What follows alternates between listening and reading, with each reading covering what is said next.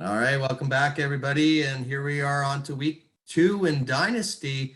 And one of the things I noticed about Dynasty compared to the LOC, because we were all in the chat group there on Sunday night, excited about how close the LOC games were, and it was super exciting. Dynasty, much different story. People have built their rosters, and some people clearly are in rebuilding phase. Yeah, I mean, I'm definitely one of those teams in the rebuilding phase. I mean, I've been saying 2-year rebuild since beginning of this season. So going in that, but yeah, I mean, Robert, I believe he's the first team we're going to talk about. He definitely should go for a rebuild. And there's a couple other teams that I don't think they're there just yet, but I think they need to look at a rebuild. And as I believe I said, and as my computer decides it wants to actually go, you have you versus the Illuminati as a Robert's revenge. I mean, you did give him the Hugh Jackson Award last year for his horrible records in LC and Dynasty. And looking at the teams, I mean, the answer is probably not. Mayfield is playing Houston, so you would expect Baker Mayfield's going to throw a couple touchdown passes. But if you look at the Illuminati's lineup, though, he does have Tom Brady playing in Atlanta. And I know we just talked about Tom Brady. Can he put up 4 or 5 touchdowns? The answer is yes. But if they go up big and there's a couple of rushing touchdowns, I think they're going to try to feed Ronald Jones the ball. I think they want to keep that 1-2 punch with Jones and Fournette. So I think Jones is going to get a couple of rushes here. And Brady might not throw as much. And then you're looking at, and I think where it actually breaks down for you, goes in your favor is the wide receiver room. You have Amari Cooper, Deebo Samuel, and CeeDee Lamb versus Justin Jefferson, who is great. But then you kind of look at the other guys. He has Watkins and he has Robinson. You're kind of like, oh, no. And then you can look at the tight ends. You have Janu Smith and Clement versus Jack Doyle and Jared Cook. And I think those 5 positions right there give you the leverage. Yeah, I think there is a chance though that Robert could get his revenge, and I'm sure there's nobody else in the league he would love to beat more than me because obviously I've been his toughest critic, and maybe even downright insulting to some degree, but I'm just trying to make him better, give him the tough love he needs to be better. I'm concerned though because of the quarterback matchups, like you've already touched on Brady, and we talked about Bridgewater and Jacksonville. And the other thing that concerns me a bit is I think Ezekiel Elliott's going to be a much bigger part of the game plan this time around in LA. So I'm expecting big things from Zeke. I know I said that last week and I was wrong, but I think it's going to change this time around. And for Cleveland, if they can get up 35-0 early on, maybe Hunt and Chubb benched the rest of the game, right? So be a problem, but I still think I have enough to win because it's Robert and it's the Illuminati and he's the Hugh Jackson Award winner. Yeah, but I do want to say thank you for picking up Bridgewater because you had Tyson Hill in your lineup, but at least you got a starting quarterback as your flex or your super flex. About time. Exactly. Then the next one is the Philly Miracle Men versus Zebras. I'm 0-1. Zebras is 1-0. Question is, will the Shawns ever get a win? I know you said, oh, you're not going to score 200 points because your team sucks. You have no quarterback. Well, guess what? I scored 200 points last week without any quarterbacks, where everybody else is scoring 240 with 2 quarterbacks. So once Fields gets in and starts playing, and when Watson comes back next year, I will be set up to win a couple games next year. I did tell everybody this is a 2-year rebuild. I have Zebras winning. Oh, I also have you winning last game as well. Yeah, and that's what I got. On Zebras, it doesn't matter. I don't have any quarterbacks, and that's why Zebras is going to win. Yeah, I think top to bottom, she just has a better team, especially in the running room. I mean, Lat Murray all of a sudden going to Baltimore helps her out a lot when it looked like a super concern like a couple of days before that. The simple fact that Susie dressed Trey Lance at the last minute as the second quarterback, and he comes in, throws one pass, and got a touchdown. Yeah, that was hilarious for her last week, and better than the goose egg, right? So yeah. I mean, I think you guys just have some much more rebuilding to do. And again, when your only option really is Fields at this point, it's a big disadvantage. And I don't think Susie's particularly one of the stronger teams. I think she's more in the middle of the road, but definitely better than you guys, and she gets a W here. Yep, and I think she's also one of those teams, even though with that one win, that she should probably look for maybe a rebuild, maybe not even a full rebuild, maybe a short-term rebuild, get a couple players. Like Murray, maybe trade Murray for a couple of pick or two and something along those lines. Next up, we have Subotica Spartans versus Ball Top, and it's a great matchup on paper. But what do you think about in real life? I think it's going to be a great matchup in real life too. For Lucas, again, us being divisional rivals with you and him and having Stewart there, what'd you do? You made Lucas a good team, right? All of a sudden, Jalen Hurts plays out of his mind. Like, and then Herbert, I mean, yeah, off game, but Dallas this week, he's going to put up a lot of points. Lucas paid a first to get Mike Davis. We all kind of question that decision. I think if you're going in, you're going in. And, looking on the other side, Subotica Spartans, he has that same concern my brother has with Brandon Ayuk. Is this guy even going to have a role this year? It sounds like maybe there's even a question of work ethic there. He does have Catch and Kelsey in the tight end hole, which does give him a fairly decent advantage for sure. It is a great matchup on paper, and I had a tough time calling this one. And, when I look at it, let me just find out actually who I do have to win. I am actually going to give this one to Lucas. I originally had him. NFL.com right now currently has it as a 0.68 spread. Yeah, I mean, this is one of those, and I think every game except maybe games I play and Templar or Illuminati plays, every game was like it could go either way. And after week 1, I am actually changing my pick. I did have Spartans winning this. Originally, I'm going to change it just because San Fran's defense does not look like San Fran's defense from last year. And I think Hurts is going to put up some points against them. They looked mediocre at best. And also Spartans needs to put a tight end in because he currently has an empty spot for a tight end, which will give him a boost. But Pharaoh Brown's probably his best option to put in there. But he also has Trey Sermon on his bench as well. I'm gonna rechange my answer. I'm going back to Spartans. As I look through his lineup, I'm going back to Spartans for the win. And yeah, I mean, to me, this could be a toss-up. It's literally a coin flip. And I'm gonna go back to Spartans. Spartans for the win. Love it. Next up, we have Auldomus Prime versus No More, and it's the 3-headed monster. 100%. If you look at No More's roster, he has Derrick Henry, McCaffrey, and David Montgomery, who I said earlier looked like a friggin' beast running the ball last week. And Derrick Henry, King Henry, McCaffrey. I mean, if he somehow could get Cook in there, I mean, he already has the 1 and 3. He just needs the 2. Yeah, I mean, it's going to be tough to beat No More this year, and we saw obviously from week 1 the type of points he can put up. Winston, Burrow at quarterback, I think they're decent. When I look at Prime's lineup, he's got Hopkins, he's got Jamar Chase, but then it's Diami Brown as your WR3. I mean, that's just not going to cut it, right? When you compare the two lineups, especially when you already see Chris and No More has that definitive advantage in the with the 3-headed monsters. So I don't even think this one's going to be a competition. I think Auldomus Prime, remember the first year, I think he won the Ming division. And since then, it's been a disaster. And I think he needs to look at rebuilding, to be honest. Yeah, for sure. I mean, honestly, if you're looking at Prime's lineup going into the season or going into the offseason to training camp, you looked at his running back room. You're like, oh, Carlos Hyde, back up. Michelle, back up. Robinson, back up. I mean, you got lucky. You got a couple injuries there, but James Robinson, 4 points last week. I mean, Trevor Lawrence, unless he can figure out why he's throwing 3 interceptions, they're going to be behind most games. And he's playing, Denver this week, who I said earlier has, really good 4 cornerbacks. I think I said that in the tier 2 week preview. So unless T-Law can throw the ball, it's going to hurt Prime. And then you kind of look at, he got George Kittle, but No More's got Gronk. So yeah, I agree with you. No More for the win here. It's going to be a hard game for Prime, and he definitely needs to sell. Next up, we have Vlad Junior Crew versus Randall Flagg Football. And the quote you have here is the road behind. What do you mean? What do you mean by that one?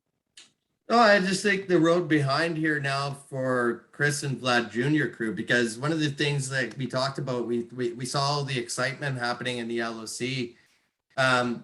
it turned out Vlad Jr. crew was going to beat the six because of Waller's production, like I did with Lucas. But then Brian Edwards came out of nowhere, and of course he was probably seeing me write "choo choo train" on the chat, thinking, "Please shut up." It's going to be bad karma, and Brian Edwards is going to make some catches. So that's kind of like where the behind thing came up. For Brian, obviously great team here in Dynasty. And I mean, for him, I think it's saving his fantasy season a bit because obviously in the LC, it's not going that well. I originally had Brian, for some odd reason, losing this game against Vlad Jr. crew.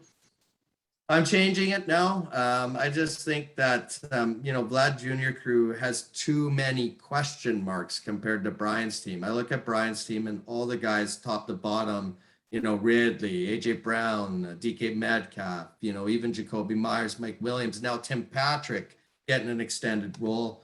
Where when I look on Chris's side, I just don't feel as confident with Aguilar and Rondale Moore and Cordero Patterson and Ahmed. So I'm definitely going with Brian here on a changed pick this week. No, I agree with you. Just looking at your brother's lineup, though, if he doesn't start Aaron Rodgers, he should just be removed from the league, no matter what. I mean, I know he put up, I think he actually got him negative points last week. He still got the W. He got negative 3 points for Aaron Rodgers, but he's playing Detroit. Come on, let's be real here. Aaron Darnold's Sam Darnold, my bad, is playing New Orleans. Wilson's playing Tennessee. I think they're both going to put up big points. Right now, Vlad has Carson Wentz. Your brother has Amon-Ra St. Brown. It's going to be changed to Aaron Rodgers. Let's be real. And then I think where the biggest issue for Vlad Jr. crew, though, is his running back room. You got James White, Kenyon Drake, and Ronald Jones. It's like, who's going to really run the ball? I mean, Kenyon Drake's RB2. He's catching the ball, but he's not running it really. Ronald Jones, he's in his head. James White also, he's going to catch the ball, but he's not, Harris or Stevenson, even though James is probably in front of Stevenson. But I think they go back to Stevenson this week. And then the flex. You got Ruggs, you got Ahmed versus Tim Patrick and Mike Williams. And give me Mike Williams and Patrick all day long. And I have your brother also winning this one. Yeah, next, he was telling me he was thinking about cutting Aaron Rodgers. Yeah, he cut Aaron Rodgers. I will find somebody to trade for Deshaun Watson. I'll for like an 8th rounder. I'll pick up Aaron Rodgers. Next up, we have Curry Lambeaugini versus Unnecessary Roughness, and this is a game changer. Why do you think it's a game changer, sir? I think it's a game changer because either way, they have to win, right? That's kind of how I see it. Like Curly Lambeaugini has to win. So this is a game-changing moment for him. Whereas for Unnecessary Roughness, if he does win, it's a game-changing moment for him because all of a sudden he's 2-0. And, I think we had him being mediocre. We even put on the poll, is Milan better than mediocre this year? Well, if he starts out 2-0 here, I mean, obviously he's on the path to prove us, well, at least me wrong. I think you had him as mediocre as well. Did you? I believe I did. I'll have to look up. I can look it up while you chat and tell you exactly what I had him at. So I have Roughness actually originally winning this game, and I'm actually going to stick with that prediction, just because when Curly has Kyler and put up all those points and still lost, that's a cause for concern, and it all starts in a running room. Samaje Perine, I don't think he's going to put up much. Adam Humphries turned out to be a major disappointment. He was for me, he was for him. He also has Donovan Peoples-Jones, who I also have on my fantasy team in the LC, which was a big disappointment. So it has to be Tyreek and Devontae Adams winning games for Curly. And if they can't, then he's going to lose games. And I'm going to go with Unnecessary Roughness because of a stronger lineup top to bottom. No, I mean, I agree with you 100% everything you said. I'd also have Unnecessary Roughness winning this. I do have Milan going 6 and 7. That was my prediction. So mediocre, as you said. But kind of just looking at the running back room, Perine, Gaskin, Pollard versus Javonte Williams, Saquon Barkley, Chris Carson. Give me those 3 guys versus, Perine, Gaskins, and Pollard any day of the week. And then kind of looking at the wide receiver room, I know Curley has, Devontae Adams, Lockett, and Hill. He has that really good 1, 2, 3. But unnecessary roughness doesn't have bad wide receivers either. He has Antonio Brown, Hollywood Brown, and Higgins. I mean, they're going to put up points as well. So it's not a clear blowaway for the wide receiver room. And then the tight ends, they're a wash. Let's be honest. Then it really comes down to Mac Jones versus Jared Goff, and Mac Jones is playing the Jets, and I think New England might just run the ball every time against the Jets, and then Goff's going to have to throw the ball. I think Aaron Rodgers does, come back. I think he comes back strong, and I think they're going to have to throw the ball there. So I think that's what it comes down to. And then kind of looking at the flex, Peoples-Jones versus Brian Edwards. I think Edwards, he didn't have any catches in the first quarter. I think on the first half, I don't think he had any catches in the third quarter. And then he's going to catch us now. I mean, he caught 5 catches in the fourth quarter and almost had a touchdown. I think Carson, Derek Carr is knows about him now, and he's going to throw him the ball. And I think that's why unnecessary roughness is going to win. Next up, we have likely losers, who is 0-1 versus Bills Mafia, who's also 0-1.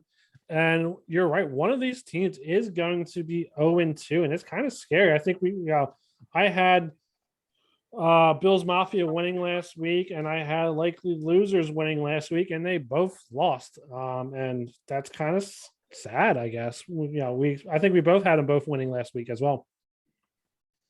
No, I had likely losers losing and have them losing again. And you know what? The headline is one of these teams 0-2 because likely losers is last year's champion. So, I mean, that's a tough way to start your defense. And for Bills Mafia, obviously, he's a guy that I projected to have a really good year based on the lineup. And, I think he's going to cruise past likely losers here. I think, how we've always said, how in heck does likely losers win? And I think this is finally the year where it all catches up to him. I mean, it did get better for him with KJ Hamler, obviously getting an extended role with the Judy injury, but I don't think it's enough. I think McLaurin, again, is going to have a huge game Thursday night. And Matt Stafford, I've been saying it from the get-go, this guy's going to be electric in that Rams offense. And we saw it week 1. And I think it continues into week 2, to be honest. Yeah, I mean, definitely playing Indy. I think it's going to be a shootout there. I think it's going to be high scoring. As I said last year and I said last week, anybody who has Matt Ryan in their damn lineup is going to lose. And Matt Ryan last week, I believe he scored 3.99 points. And that is why he lost. And if Aaron Rodgers is available, likely losers, where to go if you want another quarterback. But yeah, I mean, I have Bills Mafia winning this. I mean, to me, it's going to be a no-brainer. Carr versus Pittsburgh or Josh Allen versus Miami. Give me Josh Allen. I know you said earlier that Miami's defense is nothing, is a underrated defense, but it's still Josh Allen. I think he's going to throw 3 touchdown passes. And then kind of just looking at the running back room, Devin Cook, Melvin Gordon, and James Conner versus Chase Edmonds, Damon Harris, or Henderson. To me, it's pretty even. I mean, Devin Cook's obviously better than all the other guys, but the rest of the room, it's even to me, and I think it's going to be fine. And then looking at Bills Mafia lineup, he has his wide receivers, he has Boyd, Godwin, and McLaren versus Mims, Guyton, and Diggs. And the wide receiver room definitely goes to Bills Mafia, and he's definitely going to win this game. The last game, the game of the week, is Orange Crush versus Bare Naked Ladies. And it is a divisional clash, and I think it's going to be a good one. I'm excited to watch this game.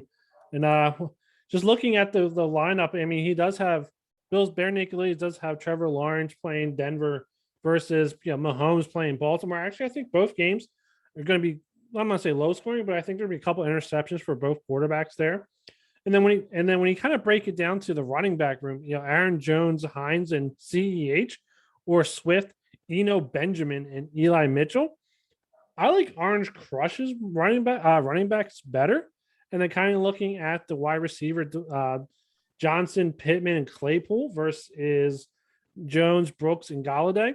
And what I said in tier 2 for you is you have 2 2 running backs for the Browns, but he has 2 wide receivers for Pittsburgh, and only one of them could score a touchdown at a time unless one throws the ball to the other. And that's a hamper for Orange Crush. But I believe I actually have Orange Crush winning this one, and I actually have him losing to Bare Naked Ladies, and I'm going to stick with that. Okay, I got Orange Crush winning this one. I think it's going to be close though, and there's a lot of reasons why. So obviously we've talked about Mahomes lighting it up Sunday night. Lawrence first home game in Jacksonville, right? Like, do they find a way to win that one? You never know, right? Fans. Same with Zach Wilson, right? Does he have some rookie magic on opening day? Orange Crush, another concern is, of course, I think Pittman's not going to have a very good game against the Rams defense. You're absolutely right about the running game. Clear advantage for Orange Crush. One of the things I see on Bare Naked Ladies roster is what kind of game is Julio going to have after being heavily criticized there by his coach? So I'll be interesting to see how he bounces back. But I think Bare Naked Ladies, remember, he already traded Mike Davis away.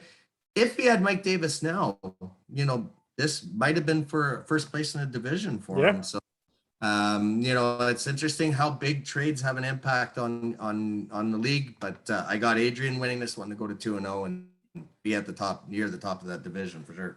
Yeah, it's funny because I'm actually reading my notes from what I wrote earlier today. I wrote Change Alert, Orange Crush, but I'm going to stick with Bare Naked Ladies. And just because that's what I read, and I'm going to stick with it. I love it.